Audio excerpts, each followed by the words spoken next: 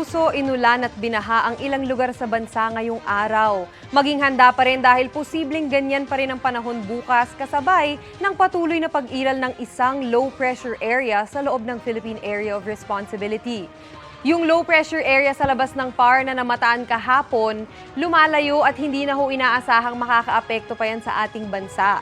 Pero nananatili naman sa loob ng PAR ang isa pang LPA. Huli ang namataan ng Pag-asa sa layong 710 kilometers east ng Itbayat, Batanes.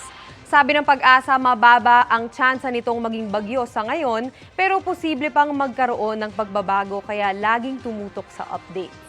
Umaabot naman ang trough o extension ng LPA na yan sa ilang bahagi ng bansa at hinahatak din nito ang hanging habagat na siyang magpapaulan sa maraming parte sa bansa.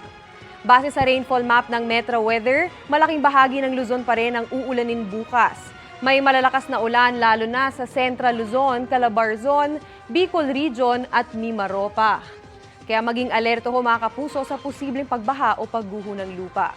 Sa Metro Manila, katulad po ng naranasan natin kanina, may tsansang maging maulan ulit bukas sa ilang lugar. At dito ho sa Caloocan, Quezon City at Marikina, nakikita natin kanina na nag-o-orange ang kulay at ang ibig sabihin ho niyan ay heavy rains. Kaya posible ang magtuloy-tuloy sa hapon kung kailan ho yan lalakas din ang pag-ulan. Para naman sa mga taga-Visayas, malawakan ng ulan lalo na po sa hapon. May matitinding ulan sa Samar at Leyte provinces, pati ho sa Central Visayas, Cebu, Bohol at Negros provinces. Halos ganyan din sa Mindanao kung saan maraming lugar ang posibleng makaranas ng matitinding pag-ulan. Yung mga may red at orange na highlight ho sa ating rainfall map dito, ang ibig sabihin yan ay heavy to intense rains. Ang mararanasan ho dyan lalo na sa Zamboanga Peninsula, Barm at Agusan del Sur. Posible rin ang intense thunderstorms kaya magdoble ho ng ingat. Gaya ng nangyari sa Davao City, kung saan kasabay ng mga pag-ulan na nagpabaha sa kalsada, nahagip din sa cellphone video ang aktual na pagtama ng kidlat.